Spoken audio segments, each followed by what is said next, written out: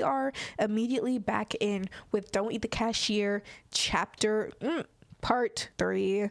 Last video we met David the vampire and Eddie the werewolf, and as I said last time, I love Eddie the werewolf and I hate Dave the vampire. Not a fan of him.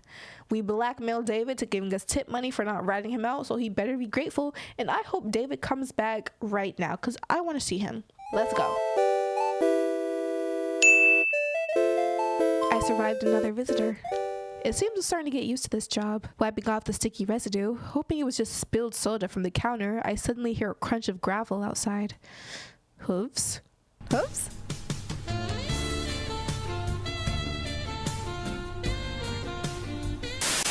I got nothing appropriate to say.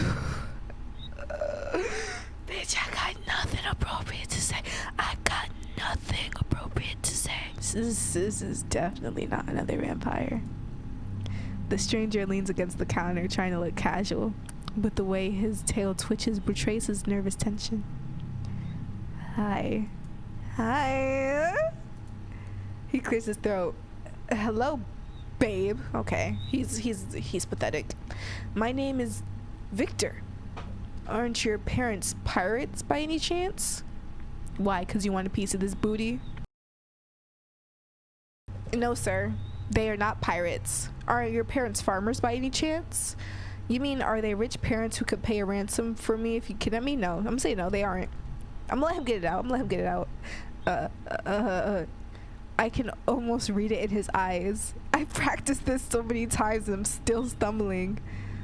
He breathes in. He breathes in fits and forces a nervous, trembling smile. He's so pathetic. It's very surprising they are pirates because you are a real gem, miss. Yeah, I'm gonna need that demon cookie. You illuminate this dirty gas station with your glow.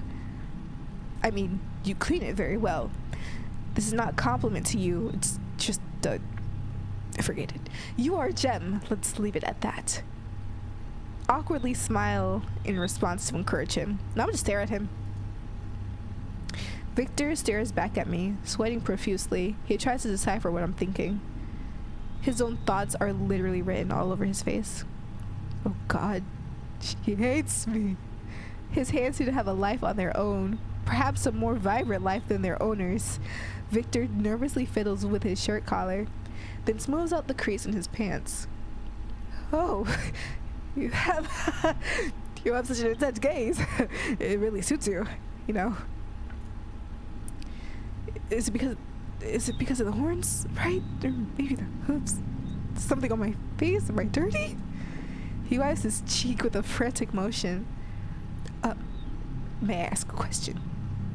His face is burning. Victor takes a deep, frantic breath. His stomach is growling so horribly. I hope the guy is okay. Is it really bad? I mean, is my flirting technique really that terrible? This was the worst day of my life. 10 years! Well, it could have been better. Awkwardness is a great style. I liked it. I think our dynamic is gonna be like bully and like bully victim. Bro, what are you talking about, man? This is the worst day of my life to have ears. His shoulders seem to drop even lower. He practically melts into a purple puddle of shame on the floor. What? Is it really that awful? Oh God, he's about to cry. A demon is going to weep in my shop. I mean, worse than the sound of foam squeaking? Or when someone scrapes a fork across a plate? Not that bad. Not that bad. His face shows universal relief. His eyes shine as if he's found treasure in this pirate cove. So it's not so bad. That's a great starting point. I'll try even harder. How little this demon needs to be happy. I guess this is what they call customer oriented. He coughs shyly and mumbles something to himself. Then he shifts his gaze back to me. Actually, miss, I'm here to inquire. He doesn't get to finish. We have a visitor. Is it Eddie? Yes, miss, what do you want? She stands next to the counter, clicking her mandibles impatiently. 2 packs of Brepsi, a pack of screaming cheese, and a bag of fairy fingers, darling. By the way, your gas attendant is a real sweetheart. What gas attendant? It's frightening to imagine what my invisible colleague looks like. He hasn't even bothered to say hello. And hurry up, I need to rush. I have a lot of work waiting for me today. I'm starting to pack the order. At the same time, this incubus awkwardly tries to hit on the lady. And I thought we had something special. I'm about to be so mean to you. Apparently, the failed Casanova decided to try his luck on a new victim. Wow, you seem so busy and cool. Ma'am, you must have a very wonderful job. She starts clicking her mandibles energetically, producing a buzzing sound that vaguely resembles laughter. Wonderful? Oh yes, wonderful. Wonderful for those who don't like to eat, sleep, or see their children grow. Really, the best job in all the 9 worlds. Speaking of children.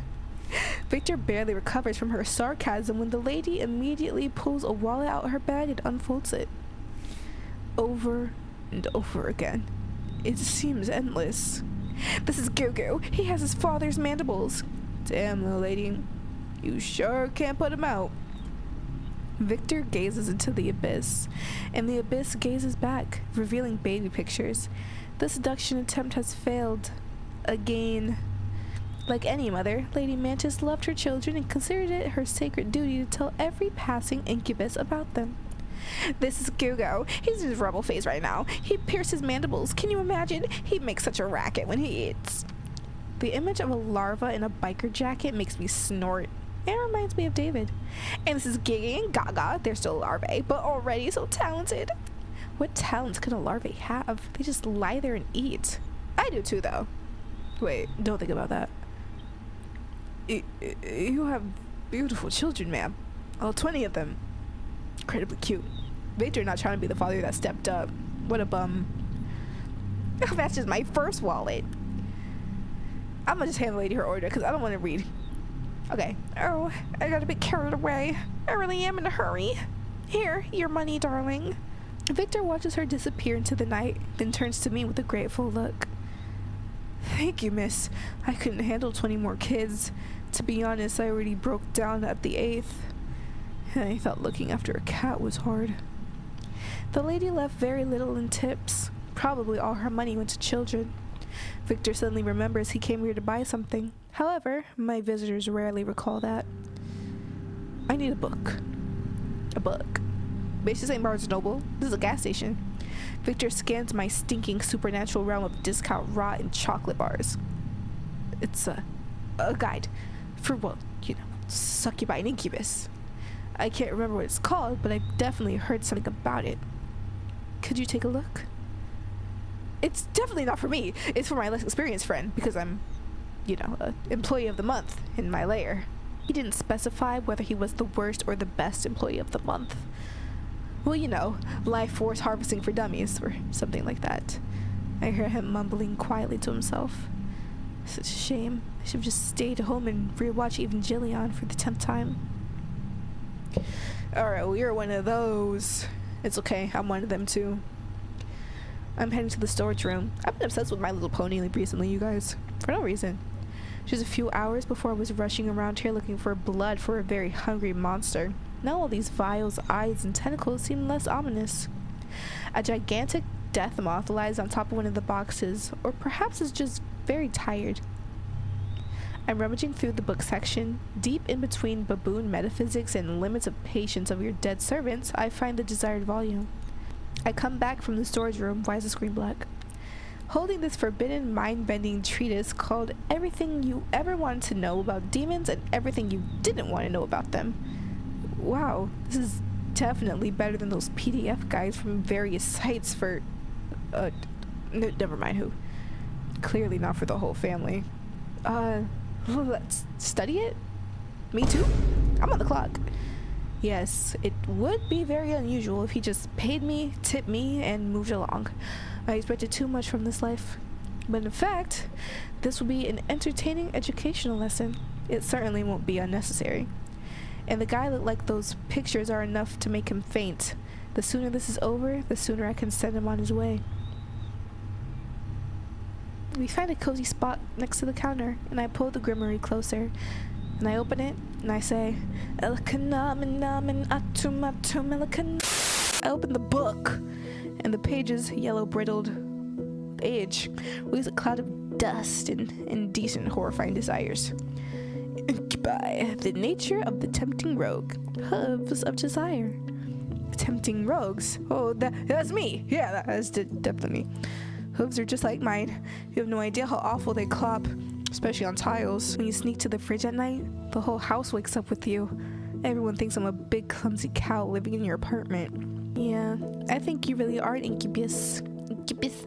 You don't know if you're an incubus? How have you made it this far? They're all purple. Oh, you're right. All incubi really are purple. I thought my skin color was just some kind of coincidence. You know? Like when you, oh my god, I love a pretty boy, you guys. Fuck! I love a pretty boy. You're like you create a chamber. You know? Like when you create a character in a video game and just spin the color wheel until you stumble upon something weird. He gives me a cautious look, as if not entirely sure about the coolness of his purple hue. Purple's a lame color. I hate eggplants. Actually, I actually do not like the color purple. I don't really do the color purple like that. I know what you mean. When I was created, someone else was spun the wheel. By the way, I was created in Spore. What does that even mean? He lets out a quiet, soft chuckle. Spore? Seriously? I know it's a self-deprecating joke, but by the way, it really has an awesome creature maker. I love the mating dances in that game. Maybe I should have taken a couple for my profession. And by the way, you can make beautiful creatures in Spore too, even with symmetrical limbs. I have no idea what they're talking about, you guys. What's Spore? It seems like that was a compliment to me. I am very symmetrical. They definitely don't just hug. Victor turns his attention back to the book and runs his clawed finger down the lines. Incubi, appreciators of the vibrant hues of the soul. They draw power, not from blood or life force, but from the pure, potent energy of mortal emotions. And although a refined bouquet of positive emotions is the preferred ambrosia, ambrosia, what a fancy word, a practitioner can also sustain themselves with more coarse, fickle energies of negativity. Despair, horror, and humiliation provide a quick, albeit unpleasant, rush of power. It's no wonder that now, after an argument with someone in the comments, I feel like I've eaten a few raisins. Judging by the expression on his face, he clearly isn't cut out for horrors and humiliations. His limit is probably arguing on 4chan. Also a kind of source of horrors and humiliations, but still, it's a bit different. An incubus can, albeit less effectively, form a symbiotic connection by feeding off a single consenting mortal vessel. The mortal vessel, in turn, can absorb some of the power from the incubus, among other things, their immortality. Wow, sounds like a decent deal. I certainly have always had plenty of emotions. Mostly hatred for the fact that to earn money, you have to work. A whole mountain of raisins for Victor, or whatever he called it. What a relief. Just one person. The thought of having to chase after a whole bunch of strangers makes me feel sick. Strangers are the scariest thing right after rent. Yeah, I totally understand you. It's probably even harder to deal with clients like me. Communication is already a horror show in itself, and then you add literal vampires, ghosts, just a nightmare. I like him, you guys. He's so sweet. He really looks at me with sympathy. He feels sorry for me. I don't even know how to react. Trying to understand what people want from you is quite the challenge. It's like trying to play a game with its rules changing every 5 seconds. And someone has to turn off your screen, and you're paralyzed.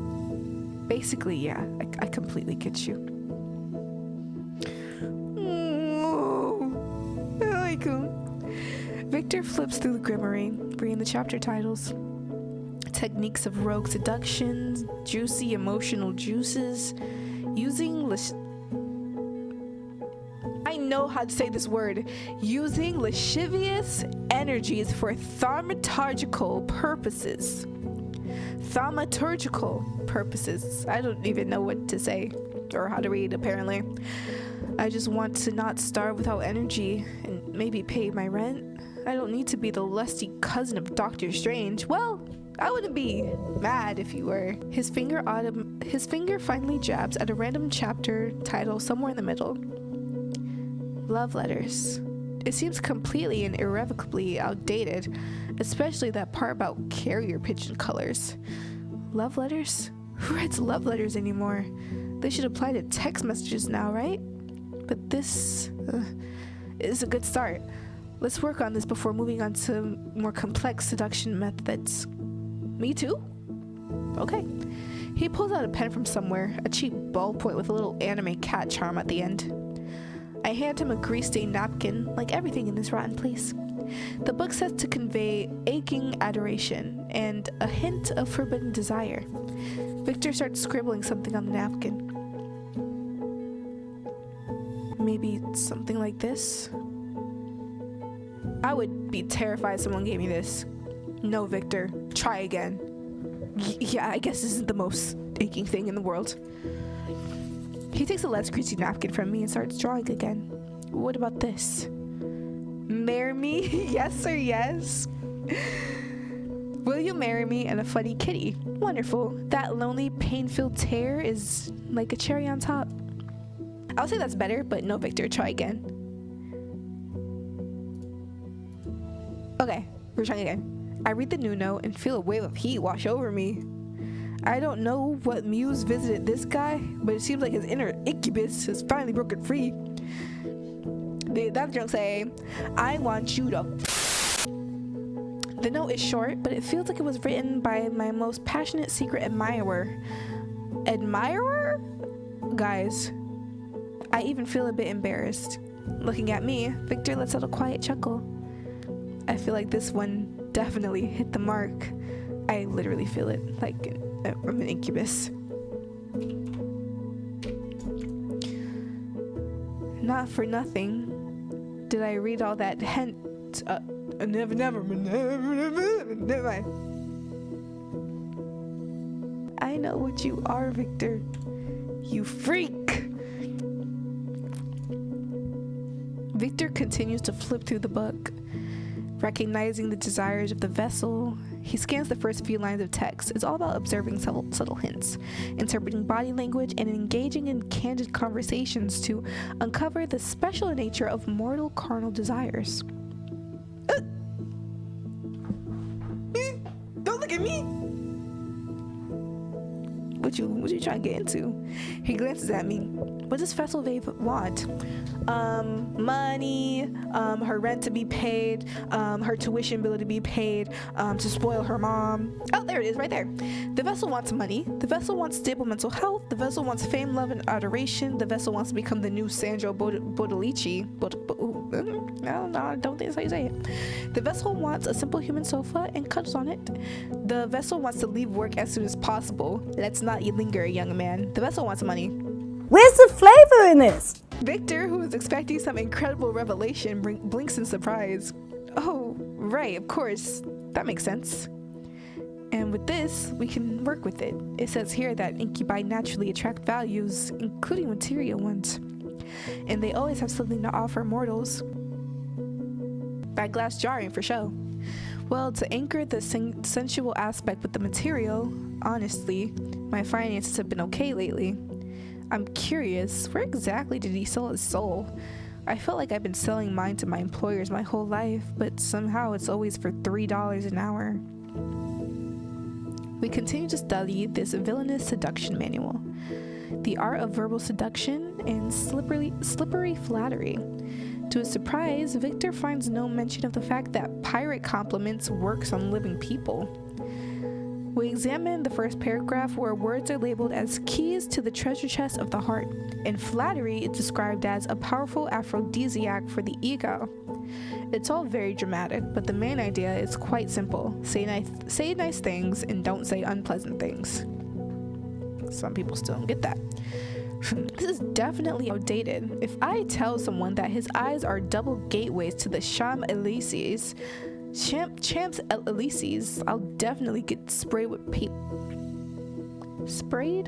pepper. And this, good lord, when I kiss you, I tremble like a paralyzed beggar? How is that even supposed to work? No, that's too much for me.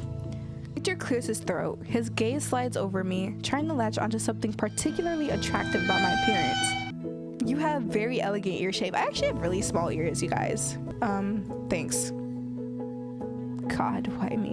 I'm gonna be nice to him. Thank you, Victor. No problem.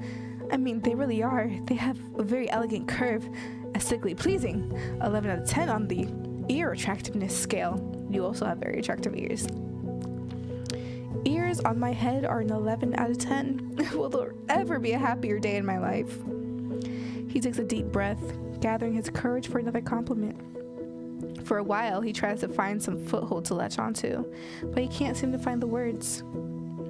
You are a very multifaceted person. You combine so much. I don't know how exactly to describe it. He lets out a quiet chuckle. But I like that you're so unpredictable. A lot of stress, of course, but it's incredibly fun. Now my unpredictability is a source of stress for someone else. How wonderful. That wasn't bad. He smiles gently in response.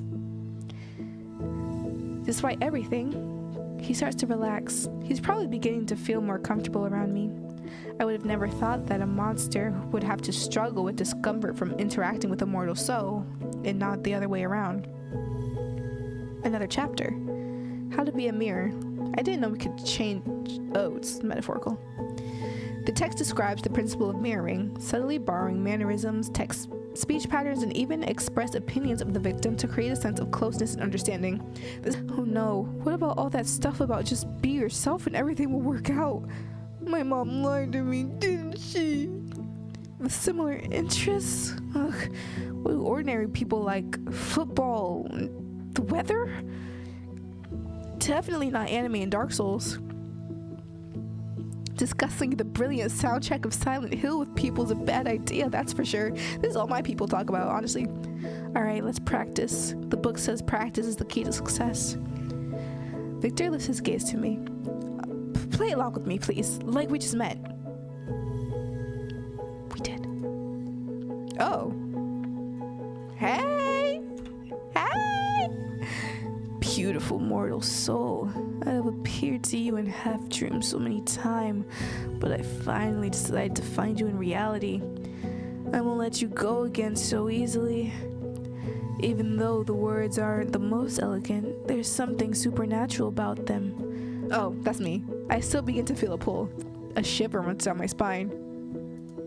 It's getting freaky. Okay. Did we go? No, we're trying to go with his flow. But his flow is Silent Hill soundtracks. I don't know. Let's see. We're gonna give into it. He moves closer, his movement suddenly becoming smooth and eerily graceful. The words this creature now speaks bypass my mind and penetrate straight into some primal parts of my brain. I play along, but part of me realizes this isn't entirely a game. I'm a mortal being, and he's a demon from hell who came for my wretched soul. I know this is dangerous, mortal, that it's wrong. It's forbidden fruit, but doesn't that make it all the sweeter? Oh no, the last remnants of reason within me protest. Oh yes, everything else replies. I lean into him with my whole body, eager to hear the last forbidden, incredibly sensual. Oh damn it, my leg just cramped. The resonant hum abruptly cuts off. We're back in the little gas station. I think it just ruined the mood. Sorry, I couldn't hold that seductive pose for more than 10 minutes. But it seems like we were doing pretty well, right? What even was that thing? He's flipping through the treatise a bit longer before letting out a sigh. His stomach growls again. It seems he could use an emotional snack. I think we've covered all the important stuff. Suppose it's time to wrap things up. He starts to rise from the floor. Wait, how did it happen? How did it happen that no one explained anything to you? Even I had a briefing, a 2-minute one. I'll tell you, but promise not you won't laugh, right? Okay, so he was just turned. I promise.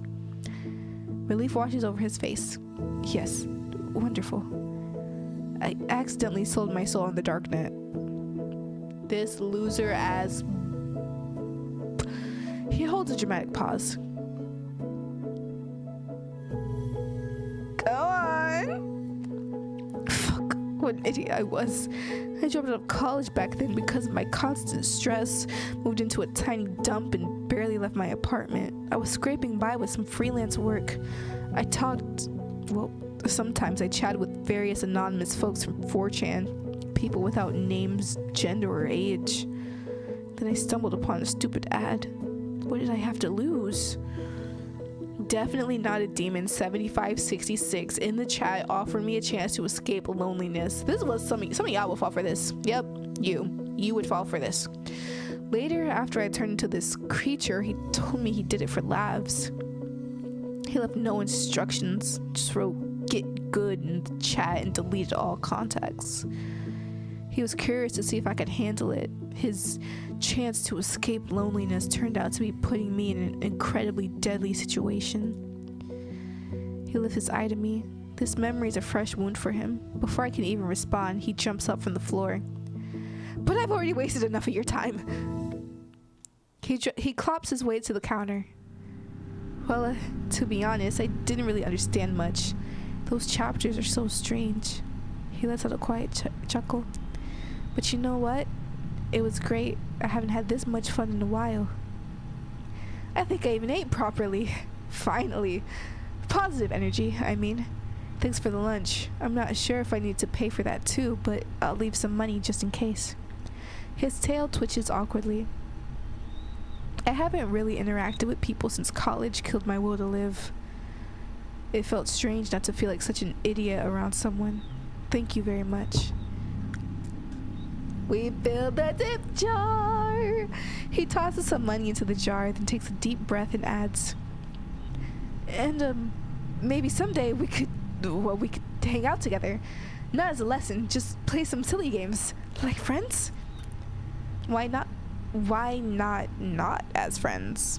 We can make it a date. A date? His tail starts wagging wildly, knocking over 3 bags of chips, a can of soda, and a bottle of Gloomy D. I'm in. Of course. I'm ready. He struggles to rein. He takes it from the back. He struggles to rein in the flow of enthusiasm and takes a frantic breath. See you then. Goodbye.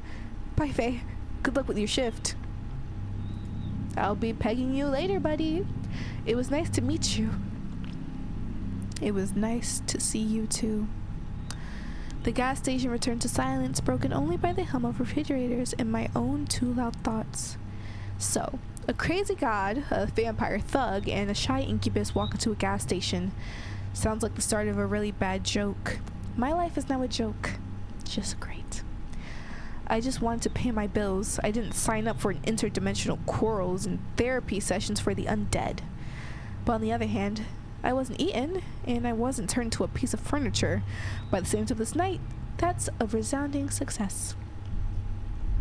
I cautiously glanced at the door to Bob's office. There was a low, guttural humming, like a giant disgruntled computer tower was working inside. The clock on the wall indicated it wasn't the end of my shift.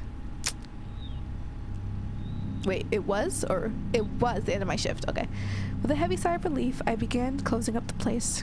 Finally, I walked to the front door, inserted the key into the lock, and was about to turn it when suddenly... Oh, Bob. Organism! I jumped in place, nearly dropping everything. Organism, your performance has exceeded all my algorithmic predictions by 47.3%. You are not just an organism, you are an efficient, flawless machine for generating currency.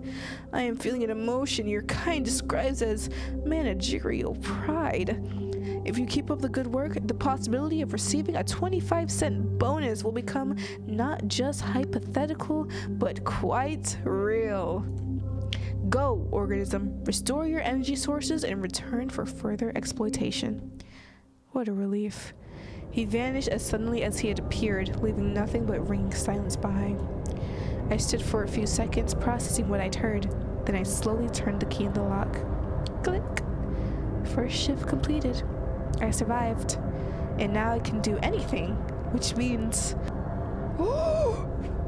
Call return to the store for Bob. Romantic evening awaits. Wait, guys! Obviously, we did not do it.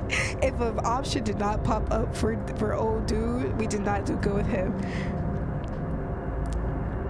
Guys, I know I said I really like Darian, but I really like Victor too. You know what we're gonna do? Spin. We're gonna flip a coin. We're flipping a coin. Okay. Heads for Darian, tails for Victor.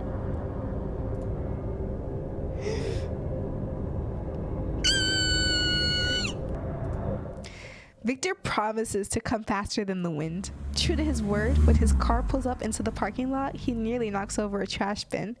My bad. It's an old, well-maintained car, clearly inherited from his grandfather. Inside, it's warm and smells nice. His apartment is exactly as I imagined, a bit cluttered, but cozy. As soon as I get humiliated by the very first boss, Victor sitting next to me laughs. That is not me, but you know, it's okay. Why is this gnome always here?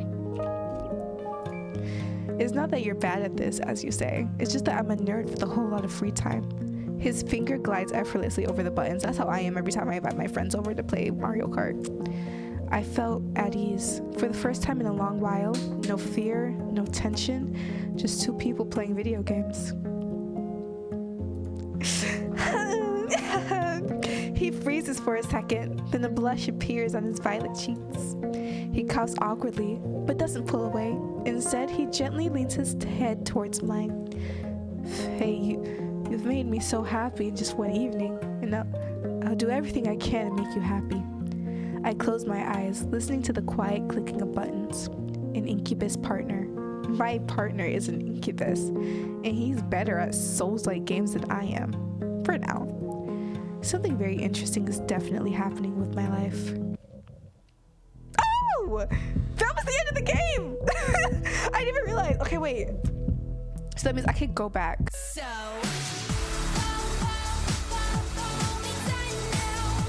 For my tukutukus, Darian. Alternative exit.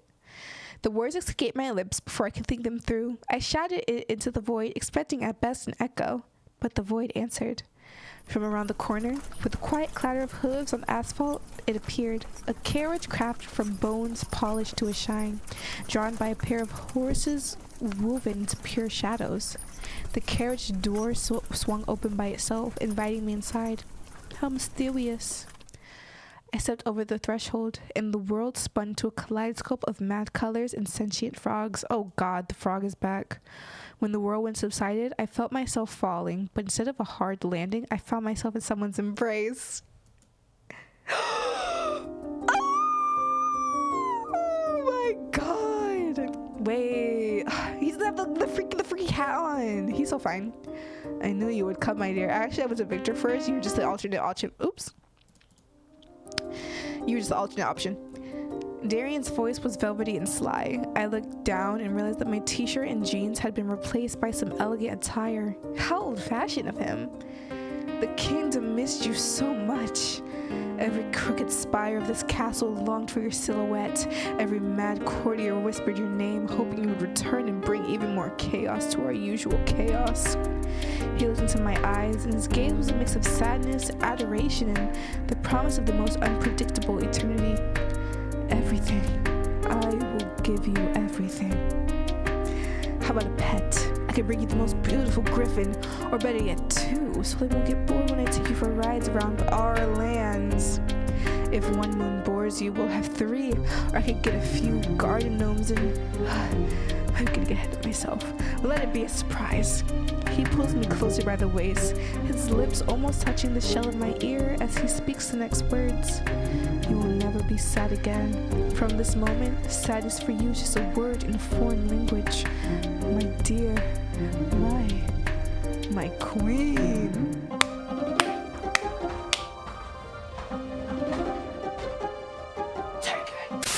And all it took was one night shift at a gas station. Who's gonna show up to my minimum wage job and swoop me off? Like, hello? I need this. No. I like that ending. Do I like Darian's more? Yeah, because I want to be spoiled. The voice! You know, since I've already, you know. I grab a small bony body. A thin, desperate squeak echoes. Well, look at that. He was hiding. The rascal. I'm at a loss for words. He takes David from me. Weakened from the previous battles, he can no longer resist. From seemingly nowhere, the werewolf produces a tip. Here, this is for your trouble and for your civic mindedness. I sold a vampire for $30. I'm a business shark. This is me begging AO3 writers to start writing pathetic books for Victor.